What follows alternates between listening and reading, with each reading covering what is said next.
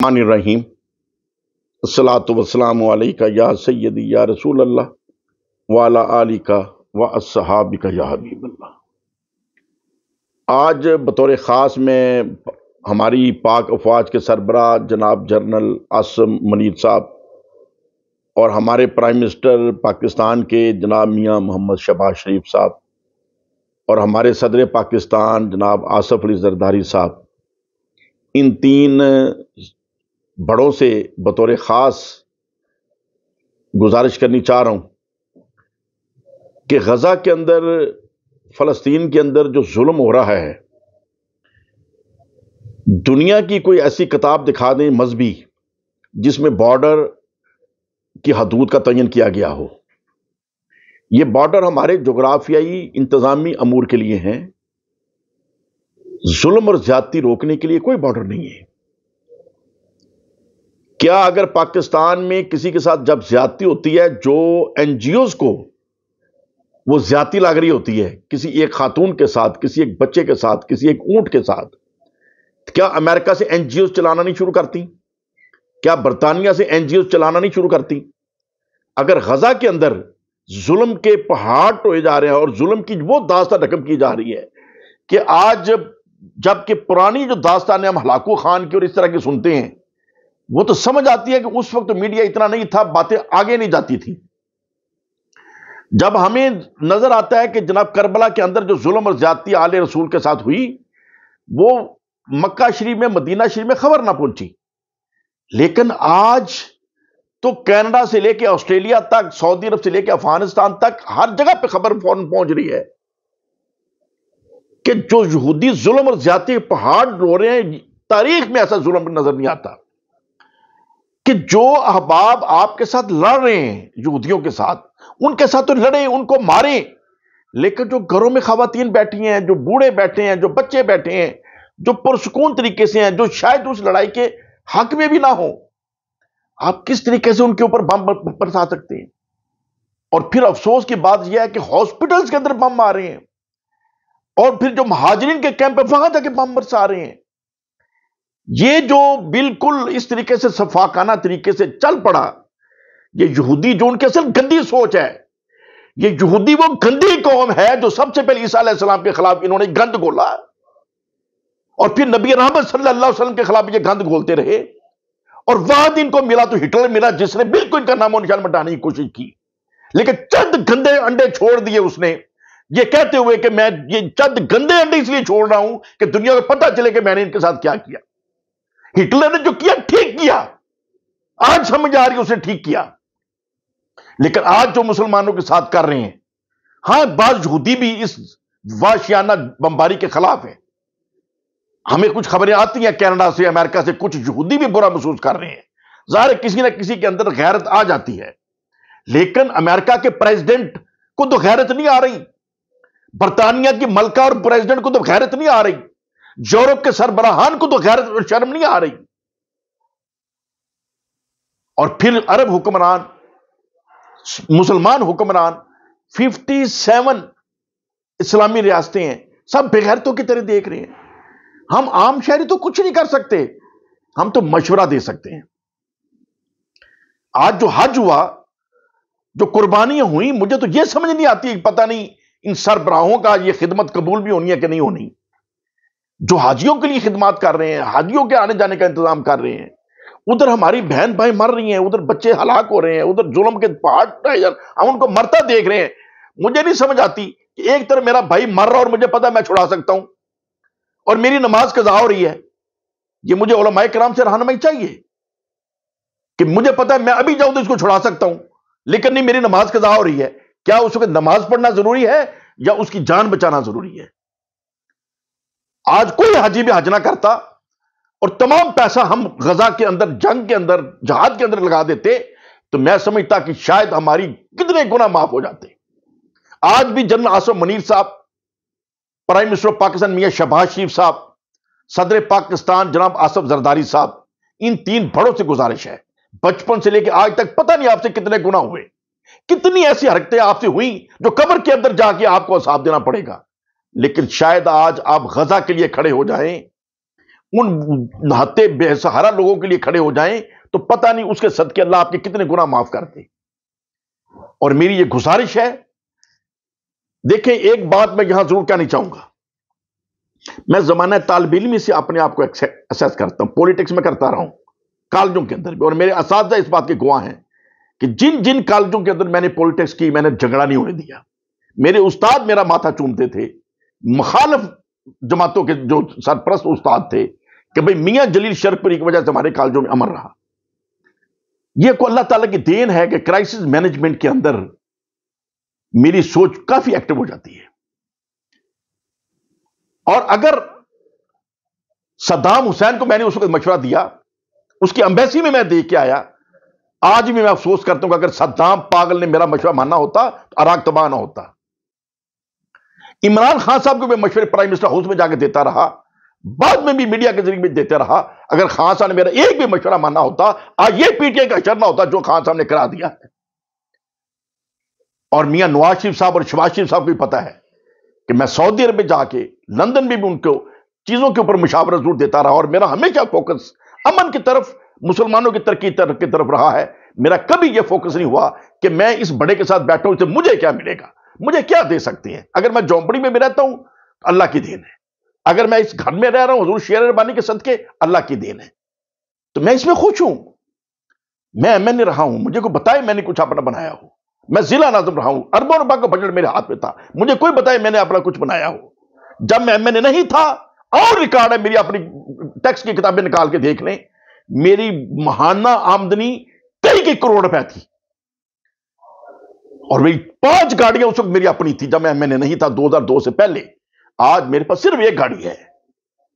یہ میرا M N اے شپ کا، ضلع ناظمی کا، ابھی ایم پی اے شپ کا، اس کے بعد رزلٹ یہ ہے کہ آج میرے پاس صرف ایک گاڑی ہے۔ میری اس وقت کی بینکنگ ٹرانزیکشن نکال کے دیکھ لیں، اور میں پورا ٹیکس دیتا رہا ہوں، پورا ٹیکس دیتا رہا ہوں، اور آج تک میری جتنی آمدنی ہے وہ بالکل ٹیکس کے حساب کے مطابق ہے۔ اللہ کی شکر ہے، الحمدللہ الحمدللہ۔ عرض کرنے کا مقصد یہ ہے کہ جو میں مشورہ دینے جا رہا ہوں اس کو مشورہ عام نہ سمجھیں۔ آصف منیر صاحب شاید آپ کو یہ سمجھ نہ آئے، شاید نواز شریف صاحب کو سمجھ نہ آئے، شاید زرداری صاحب کو سمجھ نہ آئے، میرے مشورے پہ عمل کر لیں گے، اپنی عاقبت ٹھیک کر لیں گے، اور انشاءاللہ تعالی مسئلہ بھی حل ہو جائے گا۔ اور میری ہاتھ جوڑ کے گزارش ہے کہ ہمارے پاس ہی وزیر اعظم تھے ذوالفقار علی بھٹو، انہوں نے اس وقت اسلامی سربراہی کانفرنس کی۔ آپ اسلامی سربراہی کانفرنس بلائیں غزہ کے ایشو کے اوپر، ود ان آورز، اور جو سربراہ نہیں آتا سمجھ لے کہ وہ مسلمان ہے ہی نہیں، وہ کسی یہودی کی اولاد ہے، وہ کسی بغیرت کی اولاد ہے۔ سب کچھ چھوڑ کر اسلام آباد کے اندر آل مسلم کانفرنس بلائیں، 48 گھنٹے کا ٹائم دیں، سب کچھ چھوڑ کے آئیں اور غزہ کے مسئلے کا حل ڈھونڈیں۔ اور جو بچے ادھر بے سہارا ہو چکے ہیں، آج تک جو ہو چکا ہے، ان کو شاہی خاندان سے زیادہ پروٹوکول دیا جائے، ان سے زیادہ مراحت انہیں دی جائیں، ان کا دل لگایا جائے، اور آگے سے جنگ کو روکا جائے۔ اور اگر 24 گھنٹے کے الٹیمیٹم کے بعد اسرائیل جنگ نہیں روکتا تو میرا یہ مشورہ ہوگا کہ پھر اسرائیل کے ساتھ جنگ کی جائے۔ اگر کسی کے اندر ہمت نہیں ہے تو صرف ایران کے سربراہی کے اندر افغانستان کو ساتھ لگا کے پاکستان کے مجاہدین کو راستہ دے دیں۔ یہ صرف 3 ملکوں کے مجاہد جو ہیں، ان کو چھتر مار مار کے یہودیوں کو بگایا تو یہ پھر کہنا ان کے ایٹم بم کے منہ بھی موڑ دیں گے۔ لیکن یہ کرے گا کون؟ یہ کسی مسجد کا امام صاحب نہیں کر سکتے، کسی سیاسی جماعت کے سربراہ نہیں کر سکتے، یہ صدر پاکستان ہی سٹیپ اٹھائیں گے، آصف منیر صاحب ہی ان کا ساتھ دیں گے، پرائم منسٹر پاکستان شہباز شریف صاحب ہی ان کے ساتھ چلیں گے تو یہ مسئلہ حل ہوگا۔ تمام عالم اسلام کو بلا لیں، اس سے زیادہ کوئی ضروری کام نہیں ہے، کوئی ضروری کام نہیں ہے۔ اور اگر اس بات کی سمجھ آ جائے تو میری ریکویسٹ ہوگی، جو ہمارے اندرونی معاملات ہیں ان کو اگنور کریں 2 4 6 ماہ کے لیے، یہ مقدمات بعد میں چل جائیں گے۔ عمران خان صاحب کو فوراً رہا کریں، ان کو بھی اس موومنٹ کے اندر ساتھ لے کے آئیں، مولانا فضل الرحمان صاحب کو اس موومنٹ میں ساتھ چلائیں، سنی اتحاد کونسل کے سربراہ حامد رضا صاحب کو اپوزیشن سے ان کو ساتھ لے کے آئیں، اور اویس نورانی صاحب کو اہل سنت کا نمائندہ سمجھتے ہوئے ساتھ لے کے آئیں، مولانا فضل الرحمان صاحب، اویس نورانی صاحب اور صاحبزادہ حامد رضا صاحب اور عمران خان صاحب، ان اپوزیشن کے سربراہان کو ان کو ساتھ لگائیں اور یہ ڈیلیگیشن بنا کے تمام عالم اسلام کو متحد کر لیں اور ایک آواز ہو کر ان ناطے جو کشمیر کا مسئلہ تو ہم حل نہیں کر سکے، افغانستان کا بھی حل ہم نہ کر سکے، آج کم سے کم یہ تو ہم حل کر دیں، غزہ کا اور فلسطین کا مسئلہ تو ہم حل کر لیں، ان بے سہارا کے تو ہم سہارا بن جائیں۔ اور افغانستان کے اندر بھی آپ نے دیکھا کہ تمام عالم اسلام نے بے غیرتوں کی طرح امریکہ کا ساتھ دیا، بے شرموں کی طرح امریکہ کا ساتھ دیا، لیکن افغانوں نے جوتے مار مار کے بھگایا ان حرامیوں کو، اپنی پینٹیں اور اپنے انڈرویئر چھوڑ کے بھاگے۔ آج بھی اگر ایران، پاکستان اور افغانستان کے مجاہدین کو اجازت دے دیں تو ساری دنیا اپنے ایٹم بم لے کے اسرائیل کے ساتھ کھڑی ہو جائے، یہ فلسطین سے اپنے انڈرویئر اٹھا کے یہودی بھاگیں گے۔ اور یہودیوں کے ساتھ جو محبت کی اس وقت ہمارے امیر المومنین حضرت عمر فاروق رضی اللہ تعالیٰ عنہ نے، جب عیسائیوں سے انہوں نے قبضہ حاصل کیا، کرسچن حکمرانوں نے کمپرومائز کے ساتھ حضرت عمر فاروق کے ہاتھ میں انتظام دیا، اور کمپرومائز کے ساتھ جب انتظام دیا تو یہ شرط رکھی کہ ہم مسلمانوں کو انتظام دے رہے ہیں اس قبلہ اول کا، لیکن ایک شرط کے اوپر کہ یہاں یہودی کوئی آ نہیں سکتا۔ سرکار عمر فاروق رضی اللہ تعالیٰ نے فرمایا کہ نہیں، یہ عبادت گاہ عیسائیوں کے لیے بھی، یہودیوں کے لیے بھی، مسلمانوں کے لیے بھی ایک جیسی عبادت کی جگہ ہے، میں آنے جانے سے نہیں روکوں گا۔ آپ کو آنے جانے کی اجازت دی مسلمانوں نے، اور آپ نے مسلمانوں کا وہاں جینا حرام کر دیا۔ آپ نجائز قابض ہیں، نجائز غاصب ہیں، جو آپ کے خلاف قدم اٹھایا اسرائیلیوں نے، فلسطینیوں نے، وہ جس کے گھر پہ نجائز قبضہ وہ تو کوئی بھی قدم اٹھا سکتا ہے، اور لیکن آپ نے لڑنا ہے تو ان کے ساتھ لڑیں، ان کو ماریں، ان سے مریں، لیکن جو گھروں کے اندر رہتے بیٹھے ان کو آپ کیسے ہاتھ لگا سکتے ہیں؟ جو گھروں کے اندر غریب، آج جو بچے چلا رہے ہیں اکیلے اکیلے ہسپتالوں کے اندر، سڑکوں کے اوپر، ان کو کھانے کو کچھ نہیں مل رہا، ان کو پینے کو کچھ نہیں مل رہا، پوری بلڈنگیں تباہ ہو گئی، اور 2 بچے بچ گئے، وہ اپنی ماں کو ڈھونڈ رہے ہیں، باپ کو ڈھونڈ رہے ہیں، اور کھانے کو ڈھونڈ رہے ہیں، نہ انہیں کھانا مل رہا ہے، کوئی کھانا لے کے جاتا ہے، بچے بےچارے پیچھے بھاگتے ہیں کھانا پکڑنے کے لیے، اور بے شمار علاقوں میں کھانا بھی نہیں مل رہا۔ جو بلڈنگوں کے نیچے آ گئے، اوپر ملبہ پڑا ہے اور نیچے بیٹھ کے وہ اللہ اللہ کر رہے ہیں، وہ جو شہید ہو گئے وہ تو سب سے اعلیٰ ہیں۔ اگر ہم بھی شہید ہو جائیں تو اس سے بڑی تو خوش قسمتی کوئی نہیں ہے۔ لیکن ایک بات میں عاصم منیر صاحب کو عرض ضرور کروں گا، پرائم منسٹر پاکستان کو عرض کروں گا، صدر پاکستان کو عرض کروں گا کہ اگر آپ کو یہ خطرہ ہو کہ اگر ہم نے یہ قدم اٹھایا تو ہمارے خلاف دنیا ہو جائے گی، میں کہتا ہوں اس سے بڑی خوش قسمتی کوئی نہیں ہے۔ اگر فلسطینیوں کی حمایت میں، غزہ کی حمایت میں پورے پاکستان کو تباہ کر دیا جائے تو میں سمجھتا ہوں یہ تو ہمارے لیے اعزاز ہوگا، یہ تو ہمارے لیے اعزاز ہوگا کہ ہم اپنے بھائیوں کی مدد کو نکلے، لیکن دشمنوں نے ہمیں بھی شہید کر دیا، اس سے بڑی خوش قسمتی کون سی ہے؟ تاریخ دیکھ لیں، یزید جیتا، امام علی مقام ظاہری طور پہ بے بس ہو گئے، ان کے بچے شہید کر دیے گئے، ان کی خواتین کو تکلیف پہنچائی گئی، لیکن آج یزید گالی بن چکا ہے اور امام علی مقام کا نام مشرق و مغرب لوٹ لیا جاتا ہے۔ جیتا کون؟ امام علی مقام۔ ذلیل کون ہوا؟ وہ یزید۔ اگر ہم بھی امام علی مقام کے نقش قدم پر پورا پاکستان، ہم نے اس پاکستان کو کرنا کیا ہے؟ جو لیا تھا پاکستان کا مطلب کیا؟ لا الہ الا اللہ محمد رسول اللہ۔ جب ہم کلمے کی لاج نہیں رکھ سکتے تو اس پاکستان کی کوئی ضرورت نہیں ہے۔ پاکستان ہمیں چاہیے کلمے کے لیے، اور کلمے کی لاج ہم نہیں رکھ سک رہے تو اس پاکستان کو کیا کریں؟ اس کو کیا کرنا ہے؟ لہذا میری ریکویسٹ ہے، leader of opposition Imran Khan صاحب کو رہا کریں، فضل الرحمان صاحب کو ساتھ لگائیں، اور تمام اسلامی سربراہان کو اکٹھا کریں اور غزہ کے اور فلسطین کے مسلمانوں کی مدد کریں، ان کی جنگ کو روکیں، ان کے خلاف جہاد کا اعلان کریں۔ اس سے بڑا کیا جہاد ہوگا؟ مجھے افسوس ہے سعودی عرب کے سربراہ کے اوپر بھی حج کا انتظام کر رہا ہے، حاجیوں کو لنگر کھلا رہا ہے۔ اب میں جو کہنا چاہتا ہوں، جو میرے دل سے نکلنا چاہتا ہے، وہ میں نکالتے ہوئے ڈرتا ہوں کہ پتہ نہیں وہ اللہ تعالیٰ کی طرف سے قابل گرفت نہ ہو جائے، میری کوئی غلطی ایسی نہ پکڑی جائے۔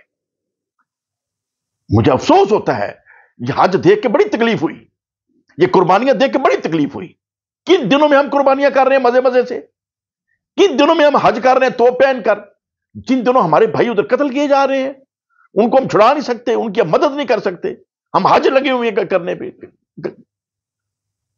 بہرحال خدا کے لیے ہوش کے ناخن لیں، عالمی سربراہی کانفرنس کا انعقاد کریں اور علماء کرام کو اکٹھا کر کے اس کے اوپر ایک ڈیسیژن میکنگ لیں اور تمام علماء کے مشورے سے اعلان جہاد کریں، تمام عالم اسلام کو متحد کریں. اس کے سوا ورنہ روز محشر ہمارے جیسے تو شاید اس لیے اللہ تعالیٰ معاف کر دے کہ ان کے ہاتھ میں کچھ نہیں تھا، لیکن جنرل عاصم منیر صاحب، میاں شہباز شریف صاحب، صدر پاکستان زرداری صاحب اور باقی جو اسلامی سربراہان کے سربراہ ہیں اسلامی ملکوں کے، روز محشر آپ کا جو حشر دنیا دیکھے گی، خدا کی پناہ دنیا میں ایسا عذاب کسی کو نہیں ہوا ہوگا جتنا عذاب میں اسلامی سربراہ مبتلا ہوں گے. اللہ تعالیٰ ان سب کو معاف کرے، ان کو سمجھ عطا فرمائے اور غزہ اور فلسطین کے مسلمان شہریوں کی مدد کے لیے ان کو کھڑا کرے. اور اگر اسرائیل 24 گھنٹے کے اندر باز نہیں آتا تو پھر اس کے خلاف اعلان جہاد کریں. وآخر دعوانا ان الحمدللہ رب العالمین.